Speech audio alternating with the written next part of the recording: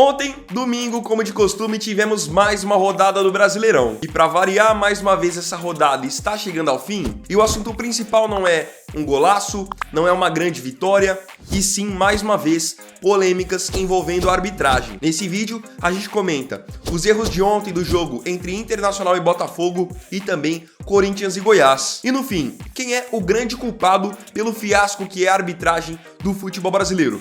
Confere comigo após a vinheta.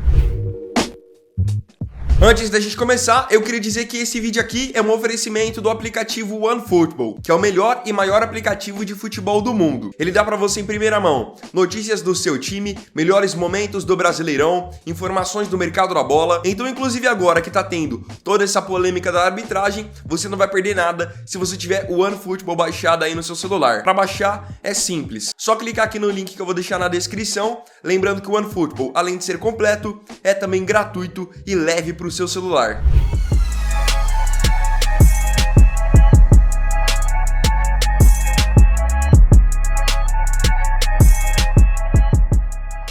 Ontem, a arbitragem brasileira roubou a cena em mais uma rodada do Brasileirão. Hora ou outra, tudo bem, acabam sim acontecendo erros. Mas os erros que aconteceram ontem em Internacional e Botafogo e Corinthians e Goiás realmente nos alertam que a nossa arbitragem está cada vez pior. E não apenas o árbitro de campo, mas também as pessoas que estão operando o VAR. O VAR, de uma maneira geral, é uma ferramenta ótima, porque ela acaba evitando erros grotescos. Mas até com o uso do VAR, grandes campeonatos mundo afora acabam sim tendo erros. Dou para vocês como exemplo a Premier League. Não é o campeonato mais organizado e de mais alto nível do mundo? Todo mundo concorda.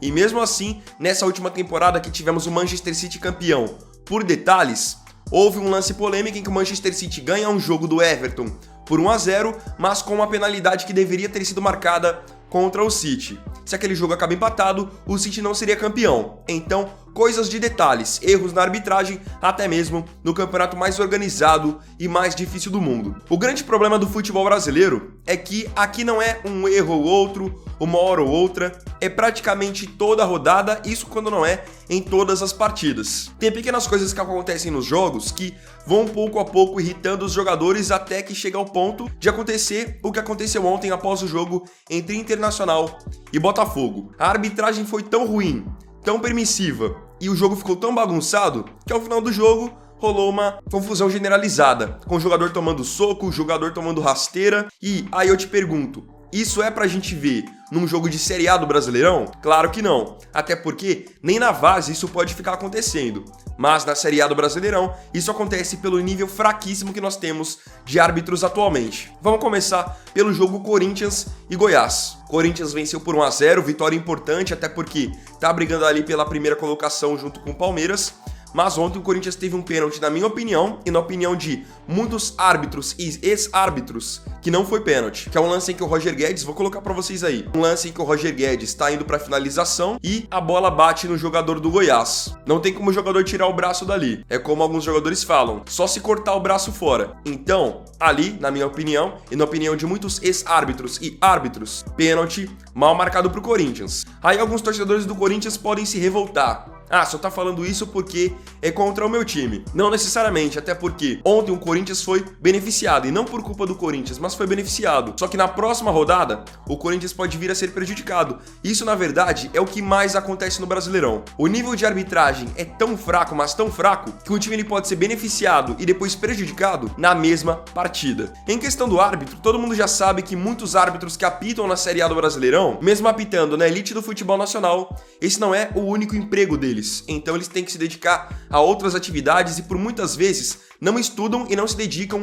o tanto que deveriam e que poderiam para poder ter realmente uma excelência dentro da profissão. Então muitas vezes o árbitro tá ali em campo e não consegue ver 100% um lance, tem alguém cobrindo a visão dele, então o árbitro é passível de erro. Eu concordo. Agora, quem tá no VAR, no ar-condicionado, podendo rever o lance quantas vezes quiser, esse cara não pode errar. Mas sabe que é aí que tá o grande problema? As pessoas que operam o VAR são as mesmas pessoas que muitas vezes vão a campo. Então se o nível do árbitro de campo é ruim, o do VAR também vai ser, porque é o mesmo cara que tá lá. Então ontem a gente viu Corinthians e Goiás, o juiz apitar um pênalti em que ele nem tava tão próximo assim para poder ter 100% de certeza no lance, o VAR foi e acabou confirmando. E isso é realmente delicado, porque, como eu disse, 1 ponto às vezes que você perde, 3 pontos que você ganha, tudo isso faz a diferença lá no final do campeonato. Isso pode ser tanto para um time que está brigando por título, por Libertadores ou até mesmo contra o rebaixamento. Agora vamos para Internacional e Botafogo. O grande absurdo da rodada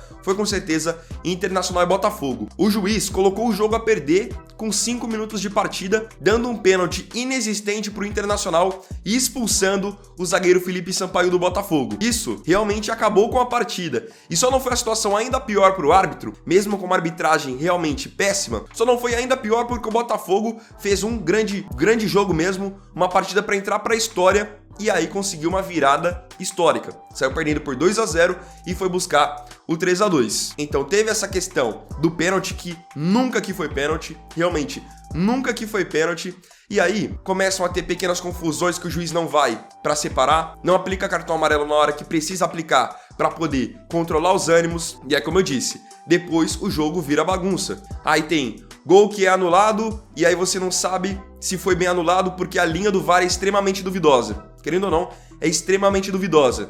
Aí acaba o jogo, o juiz não controla os jogadores e o que acontece? Aí acontece a confusão generalizada que eu citei pra vocês. O Lucas Piazon provocando os jogadores do Inter, os jogadores do Inter vão pra cima, aí o Piazon tenta acertar soco em um e acaba tomando soco, tanto que depois os jogadores do Botafogo ficaram revoltados em campo, não queriam nem deixar a transmissão da partida mostrar o que estava acontecendo, e depois ficou-se sabendo que o Lucas Piazon, que foi um dos grandes envolvidos na confusão, acabou tendo um problema no ombro. Tudo isso culpa da arbitragem.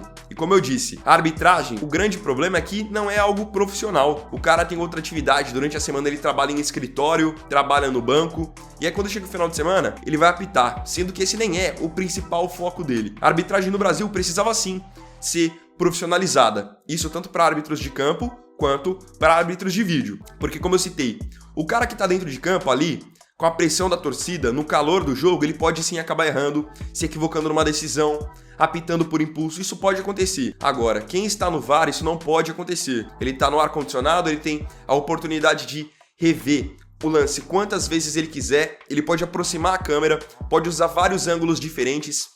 Então o VAR ele foi implementado justamente para isso, para evitar erros grotescos dos árbitros de campo. E ontem nós tivemos erros grotescos, na minha opinião, só que o VAR não foi eficiente o suficiente para poder resolver esse problema. O VAR ele tem que realmente ser visto como uma proteção para o árbitro de campo. Se o árbitro de campo não tomar uma decisão feliz, o VAR tem que ir e corrigir.